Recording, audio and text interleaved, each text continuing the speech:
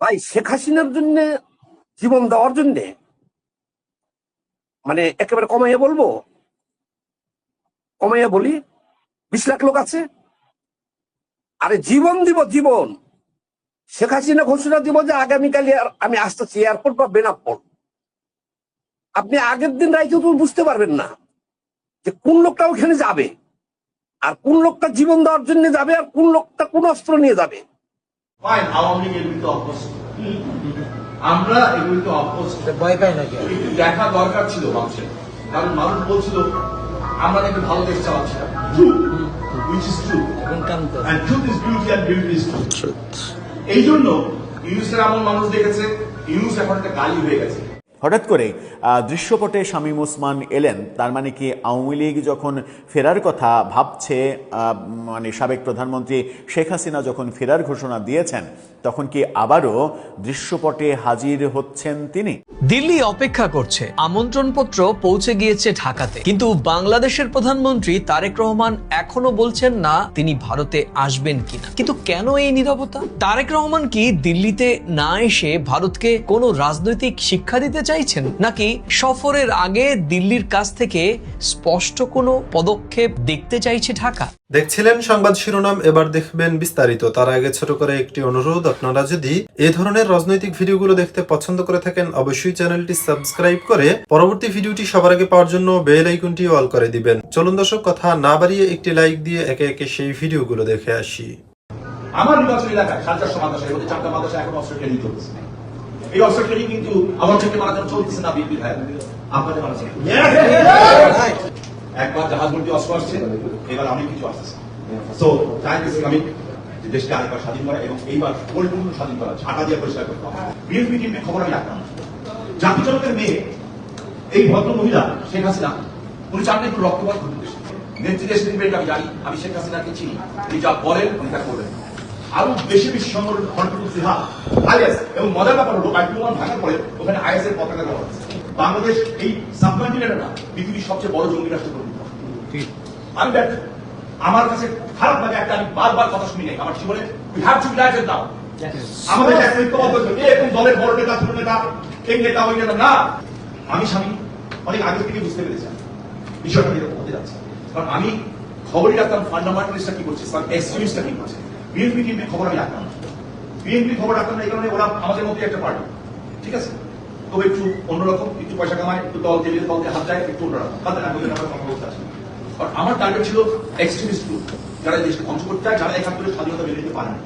এবং এই কারণে আমি গোলাম আজম নিষিদ্ধ ঘোষণা করছি, এবং ওই করার কারণে বাংলাদেশের সবচেয়ে হাইয়েস্ট বম, ঠিক আমাদের পার্টি অফিসের দুই বড় ছিল, ওই বমটা আমার পার্টি আমাদের অফিসে ব্লাস্ট করেছে। 2 তারিখ রাত্রে আমি আমার নেত্রী, আমার মা শেখ হাসিনার কাছে গেছেন, আমি গেছি, যে আমি বললাম, সেখানেও 2-4 জন নেতা ছিলেন, প্লিজ সেনাবাহিনী মাঠ থেকে উঠিয়ে দেন, কারফিউ প্রত্যাহার করেন। আমরা জনসভা ডেকে ফেলেছি জানেন, আমি 1.5 কিলো মিলাদ লোক নিয়ে আসছি, যাত্রাবাড়িতে 30,000 লোকের জমায়েত করতেছে, 3 এমপি ওরা আমাকে কথা দিয়েছে, বাকি আশেপাশে এলাকায় খবরটা নেই। ইভেন্টুয়ালি দরকার হলে পুলিশের সহায় না, এই ক্যাপাসিটি আমার দিকে ছিল। আমি আমাদের শক্তি উৎস জানানো, কিন্তু কেউ কেউ বলেছেন বা বুঝিয়েছিলেন যে এটা করতে গেলে সিভিল ওয়ার হবে, গৃহযুদ্ধ লেগে যাবে। এই বুঝে জাতির জনকের মেয়ে তো, জাতির জনকের মেয়ে তো জাতির জনকের মতো হবে, আমার আপনার হবে। জাতির জনকের মেয়ে এই ভদ্র মহিলা শেখ হাসিনা, উনি চান একটু রক্তপাত ঘটতে। একটা মানুষ না হোক, একটা মানুষ না হোক, যখনই কিছু বলতাম তখন বলতে কি হবে, আমি একটা জিনিস তাকে বোঝানোর চেষ্টা করতাম যে আপনি না, আপনি বাংলাদেশ, আপনি বাংলাদেশের স্বপ্ন, আমাদের বাচ্চাদের স্বপ্ন, আমার নাতির স্বপ্ন। আমরা তো আমাদের সময় শেষ, আমাদের নেক্সট জেনারেশনের স্বপ্ন। ওরা 75 মেরেছে, 71 মেরেছে, এইবার এসে এই শক্তি শেষ, ফাইনালি প্রতিনিধিত্ব করার চেষ্টা করছে। নেত্রী দেশ টিমের আমি জানি, আমি শেখ হাসিনাকে চিনি, উনি যা বলেন উনি তা করবেন, উনি যা বলেন উনি তা করবেন, উনি যাবেন। এবং অনেকেই মনে করছেন যাওয়ার পরে সারেন্ডার করবেন, যাওয়ার পরে জেলে যাবেন। আবার ওই সমস্ত বাচ্চারা বলতেছে যাওয়ার পরে ডাইরেক্ট হাসি মঞ্চে নিয়ে যাবেন, মাঠে কেউ থাকবে না। ওরা বিলবুল দেখেছে, বিলবুলের চাঁদ দেখেন, এইরকম চাঁদ ভেঙে বিলবুল ডুববে। তবে যা হচ্ছে ভালো হচ্ছে। ডক্টর ইউনূস ক্ষমতা আসলে কি হবে? ডক্টর ইউনূস ক্ষমতা আসলে দেশে আমরা সোনার চামচ দিয়ে আমরা ডক্টর ইউনূস ক্ষমতা আসলে কি হবে? আমাদের দরজা হ্যান্ডেল হবে সোনা। ডক্টর ইউনূস আসলে কি হবে? আমাদের বাড়িতে অটোমেটিকলি বাজার চলে আসবে। ডক্টর ইউনূস আসলে কি হয়েছে? গত 24 বছরে যা সুইস ব্যাংকে যে অ্যাকাউন্ট নাম গেছে ওনার 14 বছর আছে বেশি টাকা 16 বছর দেশের জিডিপি অর্থনৈতিক ধ্বংস করে দিয়েছেন। সে কিন্তু তার জায়গায় ঠিক আছে, তার এজেন্ডাই এটা। তাকে দায়িত্বই দেওয়া হয়েছিল বাংলাদেশকে ডিস্ট্রয় করে দাও, কারণ ডিস্ট্রয় না করলে আপনি এখান থেকে জঙ্গিবাদ উত্থাপন করতে পারবেন। বিএনপি ভাইরা যারা আছে বাংলাদেশে আছে, তাদের রহমান দেশে দিয়েছেন প্রধানমন্ত্রী হয়েছে, অনস্বীকার্য সত্য কথা বলতে হবে। অফকোর্স আমাদের 98% অত্যাচার হয়েছে বিএনপি লোকের, 98%। আমার নিজের বাড়ি ঘর এমন কিছু নাই। 32 নম্বর যেদিন ভাঙলো সেদিন আমার দাদু বাড়িটা নাম, তারপর কেন ওই বাড়িটা আওয়ামী সৃষ্টি হয়েছে, ওই বাড়িতে সংবিধান লেখা হয়েছে, ওই বাড়িতে ভাষা আন্দোলন সৃষ্টি হয়েছে, জিত প্যাকেট। যারা ভালো তারা বিএনপি, কিন্তু আমি জানি যারা আগে দিন তারা জামাতের সাথে that is Jamaat, that is আরো বেশি বেশি সংগঠন কন্ট্রিবিউট জিহাদ আইএস। এবং মজার ব্যাপার হলো বাইতুল ভাঙার পরে ওখানে আইএস এর পতাকা দেওয়া হয়েছে। তাহলে চিন্তা করেন কোথায় যাচ্ছে দেশটা। ওই জেনারেলের কথা বললাম, তারা আমাকে যেটা বললেন আর 1 থেকে 1.5 বছর সময় পাবে, আর নাহলে কি হবে ভাই? না হলে বাংলাদেশ এই সাবকন্টিনেন্টে না পৃথিবীর সবচেয়ে বড় জঙ্গি রাষ্ট্রে পরিণত হবে। কার জন্য? পার্শ্ববর্তী দেশ ইন্ডিয়াকে অ্যাটাক করে। কার জন্য? নেপাল, ইন্ডিয়া, চায়না, বাংলা এই সমস্ত দেশগুলিকে আগ্রেস করার জন্য ব্যবহার হবে আমাদের মাটি। পাকিস্তানের ওই জানো সন্তানরা ব্যবহৃত হবে, পাকিস্তানের জানো সন্তানরা ব্যবহৃত হবে, অ্যাটাক হবে বাংলাদেশ, দেশটা হবে আমরা। যেই নেত্রী শেখ হাসিনা বঙ্গবন্ধু যোগপত্রী, আমাদের জিডিপি নিয়ে গেছিলেন 8 এর কাছাকাছি, আজকে জিডিপি 3 এর কাছাকাছি। সো ওয়েক আপ, জাগেন। আমি ব্যর্থ, আমার কাছে খারাপ লাগে একটা, আমি বারবার কথা শুনি নাই আমার জীবনে। আমি ঘাটপাড়া মানুষের কথা শোনার লোক না। আমি বোমা হামলায় যখন আমার জ্ঞান চলে গেছে, যখন আমার সেন্স ফিরেছে, আমাকে জিজ্ঞেস করছিল সারা পৃথিবীর সব সাংবাদিকরা কিছু বলবেন, কিছু বলবেন, কানে কিছু শুনছিলাম না। আমার মেজো ভাই সেন্স তোমার কানের সামনে বলছে, তোমাকে জিজ্ঞেস করছে কিছু বলবে, কিছু বলবে। আমি অনেকক্ষণ পরে তাকে বুঝলাম মুখ দেখে কিছু বলতে বলছে। আমি হ্যাঁ, বলে কি? আমি শেখ হাসিনা আজকে এসে আপনাকে বলছি 2001 বলছি ওই বম্বাস্টের সময়, আজকে বলছি প্লিজ আসেন সবাই মিলে, কে কোন গ্রুপ, কে নেতা, কে নেতা না, কে কোন no, we have to united now. আমাদের একটা ঐক্যবদ্ধ হতে হবে। কে কোন দলের বড় নেতা, ছোট নেতা, এই নেতা ওই নেতা না, প্লিজ প্লিজ প্লিজ আসেন।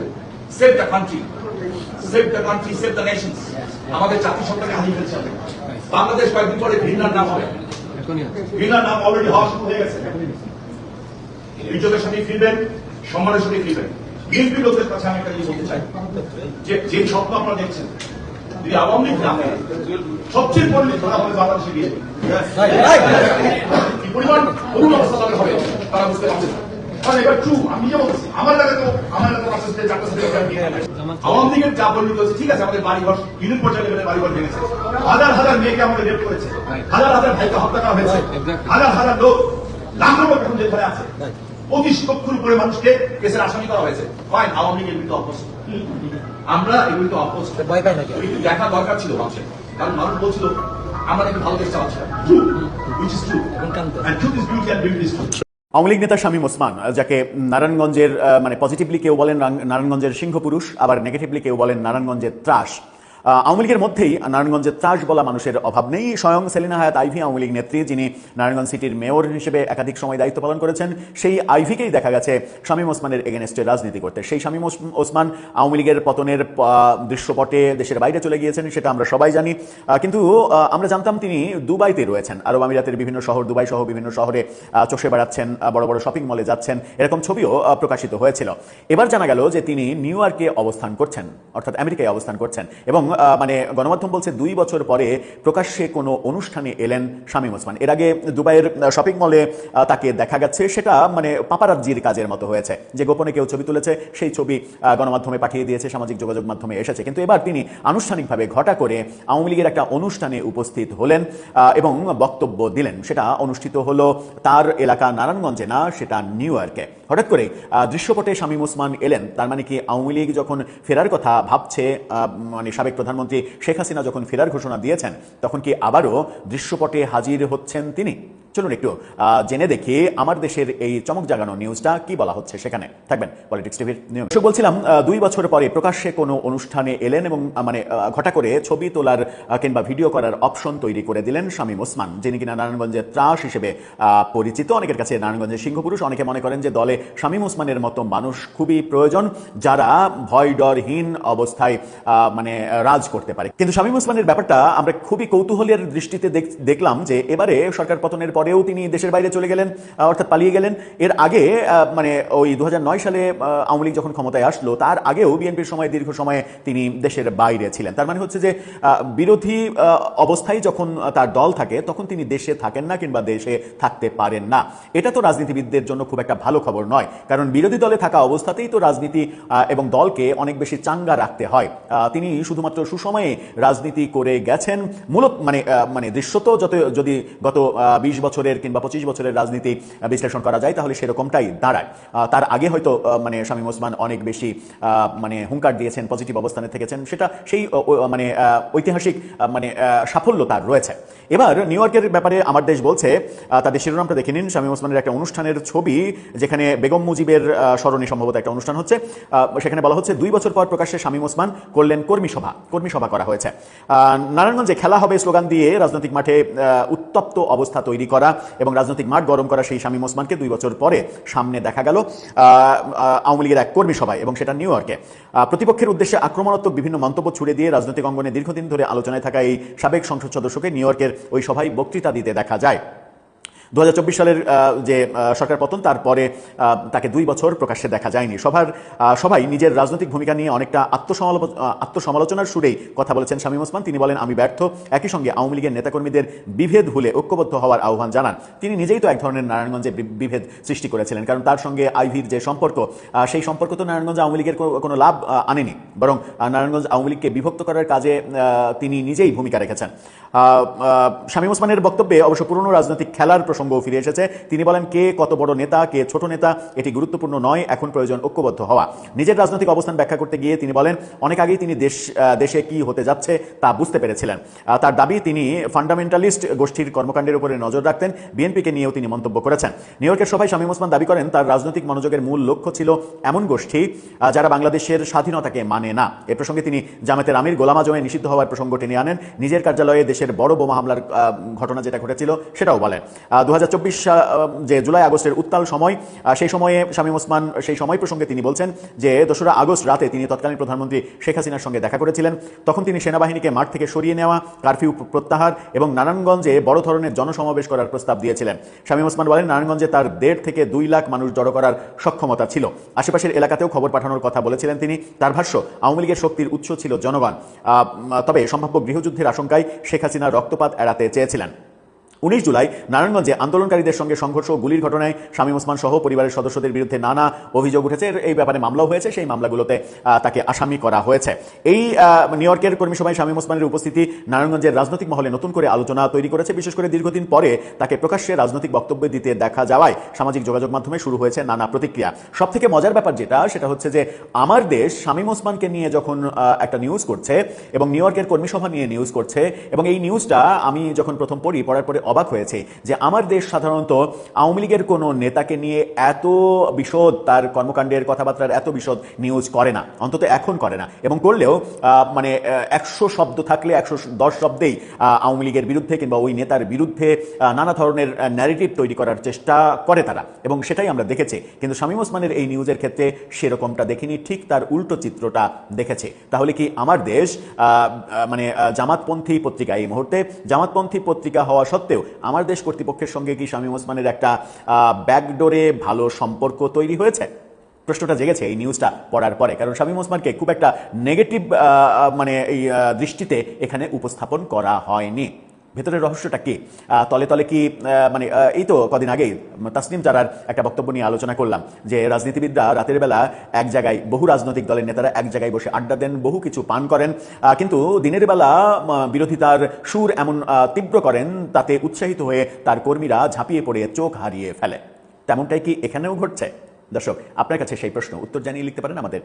দিল্লি অপেক্ষা করছে, আমন্ত্রণপত্র পৌঁছে গিয়েছে ঢাকাতে, কিন্তু বাংলাদেশের প্রধানমন্ত্রী তারেক রহমান এখনো বলছেন না তিনি ভারতে আসবেন কিনা। কিন্তু কেন এই নীরবতা? তারেক রহমান কি দিল্লিতে না এসে ভারতকে কোনো রাজনৈতিক শিক্ষা দিতে চাইছেন, নাকি সফরের আগে দিল্লির কাছ থেকে স্পষ্ট কোনো পদক্ষেপ দেখতে চাইছে ঢাকা? দেখুন প্রিয় দর্শক, প্রশ্নটি শুধু একটি সম্মেলনে যোগ দেয়া বা না দেয়াকে ঘিরে নয়, এর সঙ্গে জড়িয়ে রয়েছে শেখ হাসিনার দিল্লির সাংবাদিক বৈঠক, জড়িয়ে গিয়েছে বাংলাদেশের আপত্তি এবং অবশ্যই জড়িয়ে গিয়েছে ভারত বাংলাদেশের সম্পর্কের পুরনো অবিশ্বাস। আগামীকাল অর্থাৎ সোমবার 10 আগস্ট বাংলাদেশের প্রধানমন্ত্রী তারেক রহমানের সঙ্গে দেখা করার কথা রয়েছে ঢাকায় নিযুক্ত ভারতীয় হাইকমিশনার দীনেশ ত্রিবেদীর। এই বৈঠকে কি খুলবে দিল্লির সফরের দরজা, নাকি ভারতীয় হাইকমিশনারকে হাসিনা ইস্যুতে ঢাকার কঠোর অবস্থানের কথাই শুনতে হবে? আজ আমরা 3টি প্রশ্নের উত্তর খুঁজে আনার চেষ্টা করব। প্রথমত, ভারতের আমন্ত্রণ পাওয়ার পরেও তারেক রহমান এখনো সফর নিশ্চিত করছেন না, ঠিক কেন?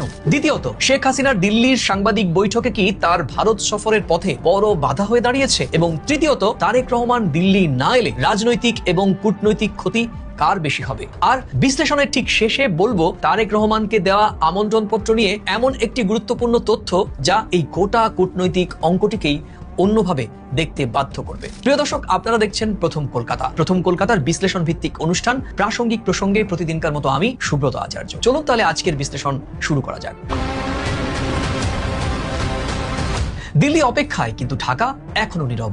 আগামী 12 এবং 13 সেপ্টেম্বর দিল্লিতে বসছে অষ্টাদশ ব্রিক্স শীর্ষ সম্মেলন। ভারতের প্রধানমন্ত্রী নরেন্দ্র মোদী বাংলাদেশের প্রধানমন্ত্রী তারেক রহমানকে ব্রিক্সের আউটরিচ অধিবেশনে যোগ দেওয়ার আমন্ত্রণ জানিয়েছেন। আমন্ত্রণ গিয়েছে ঢাকায়, কিন্তু এখনো বাংলাদেশের প্রধানমন্ত্রী সম্মতি দেননি। বাংলাদেশের পররাষ্ট্রমন্ত্রী খলিলুর রহমান জানিয়েছেন আমন্ত্রণটি পর্যালোচনা করা হচ্ছে, সিদ্ধান্ত হলে আনুষ্ঠানিকভাবে দিল্লিকে জানিয়ে দেওয়া হবে। অর্থাৎ প্রিয় দর্শক, এখানে একটি বিষয় পরিষ্কার রাখা প্রয়োজন। তারেক রহমান দিল্লিতে আসছেন না এটি এখনো নিশ্চিত নয়, আবার তিনি আসছেন সেটিও নিশ্চিত করে বলা যাচ্ছে না। কিন্তু প্রশ্ন হচ্ছে, সিদ্ধান্ত জানাতে ঢাকা এত সময় নিচ্ছে কেন? আমারও মনে হচ্ছে এই সময় নেওয়াটার হয়তো একটি রাজনৈতিক বার্তা রয়েছে। বাংলাদেশ বোঝাতে চাইছে দিল্লির আমন্ত্রণ পেলেই সঙ্গে সঙ্গে সম্মতি দেওয়ার দিন বদলে গেছে। আগে সম্পর্কে জমে থাকা প্রশ্নগুলোর উত্তর প্রয়োজন ঢাকার কাছে। সোমবারের বৈঠক কেন গুরুত্বপূর্ণ? এই পরিস্থিতিতে সোমবার অর্থাৎ 10 আগস্ট প্রধানমন্ত্রী তারেক রহমানের সঙ্গে দেখা করার কথা রয়েছে আমাদের অর্থাৎ ভারতীয় হাইকমিশনার দীনেশ ত্রিবেদীর। আজ অর্থাৎ 9 আগস্ট রবিবার দীনেশ ত্রিবেদী ঢাকাতে একটি অনুষ্ঠানে বাংলাদেশের প্রধানমন্ত্রী তারেক রহমানকে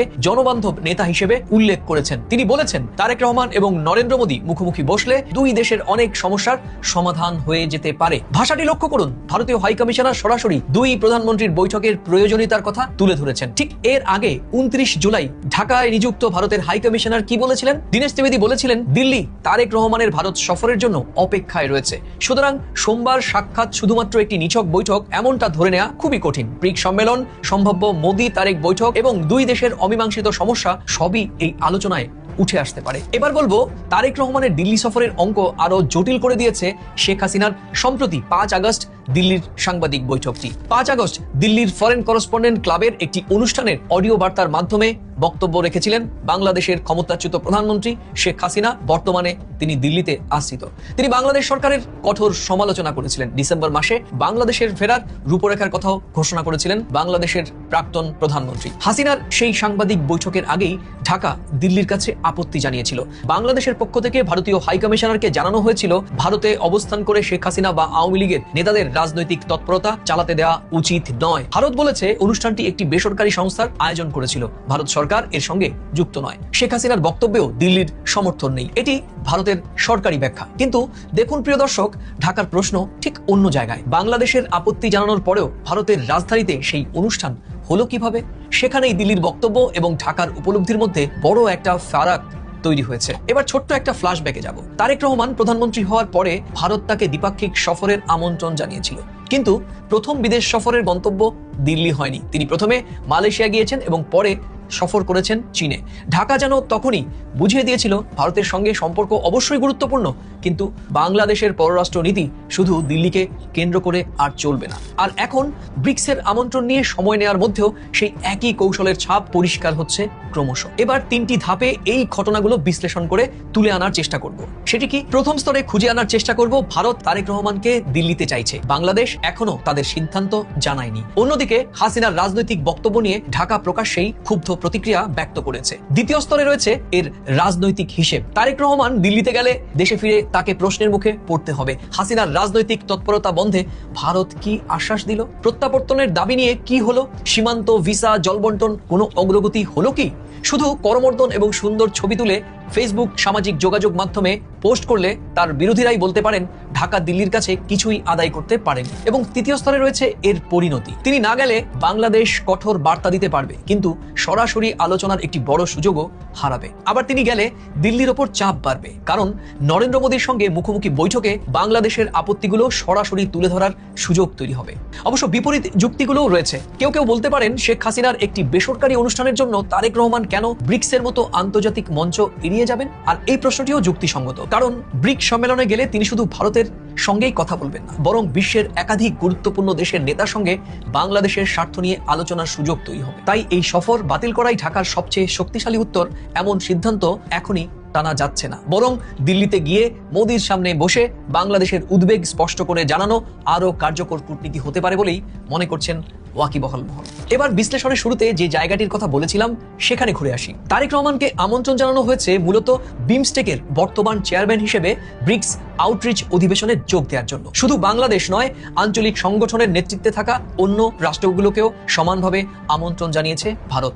অর্থাৎ এটি তারেক রহমানের প্রতি দিল্লির বিশেষ রাজনৈতিক কোনো সমর্থনের বার্তা নয় এবং পূর্ণাঙ্গ দ্বিপাক্ষিক ভারত সফরের আমন্ত্রণও নয়। আর এখানেই ঢাকার হাতে একটি সুযোগও তৈরি হয়েছে। সেটি কি, তারেক রহমান ব্রিক্সে যোগ দিতে পারেন, পাশাপাশি দিল্লিকে স্পষ্ট বলতেও পারেন বাংলাদেশের নির্বাচিত সরকারের সঙ্গে সম্পর্ক চাইলে ভারতে আশ্রিত শেখ হাসিনার রাজনৈতিক তৎপরতা নিয়ে শুধু দায় অস্বীকার করলে চলবে না, বরং আস্থা ফেরানোর জন্য দৃশ্যমান পদক্ষেপ প্রয়োজন নয়াদিল্লির। ফলে আলোচনার শেষ দিকে কিছু সিদ্ধান্তে আসাই যায়। তারেক রহমানের দিল্লি সফর এখনো বাতিল হয়নি, কিন্তু সিদ্ধান্ত জানাতে ঢাকার এই দেরি দিল্লির প্রতি একটি মাপা রাজনৈতিক চাপ বলা যাচ্ছে। শেখ হাসিনার সাংবাদিক বৈঠক সেই চাপ আরো বাড়িয়েছে। আর সোমবার দীনেশ ত্রিবেদীর সঙ্গে তারেক রহমানের বৈঠক তাই অত্যন্ত গুরুত্বপূর্ণ। আর এখন নজর রাখতে হবে বৈঠকের পরে ঢাকা ব্রিক্স সফর নিশ্চিত করে কিনা এবং দিল্লি হাসিনার রাজনৈতিক তৎপরতা নিয়ে নতুন কোনো বার্তা দেয় কিনা। প্রিয় দর্শক, আপনাদের কি মনে হচ্ছে, তারেক রহমানের দিল্লিতে গিয়ে ভারতের প্রধানমন্ত্রীর সামনে বাংলাদেশের সব আপত্তি তুলে ধরা উচিত, নাকি সম্মেলনে না গিয়ে দিল্লিকে প্রথম কঠোর রাজনৈতিক উত্তরটি দেওয়া উচিত? উত্তর আপনাদের কাছে। আজ এ পর্যন্তই। আবার দেখা হবে নতুন কোনো প্রাসঙ্গিক প্রসঙ্গের বিষয় নিয়ে। ততক্ষণ ভালো থাকুন, সুস্থ থাকুন, সবাই নিরাপদে থাকুন। আর এই বিশ্লেষণের কোন অংশের সঙ্গে আপনি সহমত বা গোটা বিশ্লেষণের সঙ্গেই আপনি ভিন্নমত কিনা সেটি মন্তব্যের কলামে লিখে জানাতে ভুলবেন না। ভিডিও ভালো